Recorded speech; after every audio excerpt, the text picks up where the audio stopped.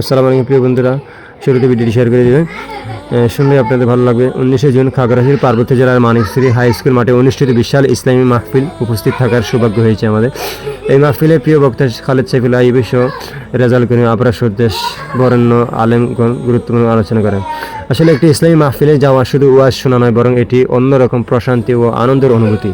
মাহফিলের পা রাখলে যেন ছোটোবেলার অসংখ্য স্মৃতি চোখের সামনে ভেসে উঠে। মাঠ জুড়ে নানা ধরনের দোকান ও খাবার স্টল, বইয়ের স্টোর এবং বিভিন্ন প্রয়োজনীয় জিনিসপত্রের মেলা, সব মিলিয়ে এক প্রাণবন্ত পরিবেশ সৃষ্টি হয়, যেখানে পরিবার পরিজন ও বন্ধুদের সঙ্গে কিছুটা সময় কাটানো, টুকটাক কেনাকাটা করা বা প্রিয় খাবারের স্বাদ নেওয়া ছোটোবেলার সেই মধুর দিনগুলোর কথা মনে করিয়ে দেয়। সবচেয়ে বড় বিষয় হলো এই আনন্দের পাশাপাশি আমরা কোরআন সুন্নাহ আলোকে মূল্যবান নসিহত ও ইসলামী জ্ঞান অর্জনের সুযোগ পাই।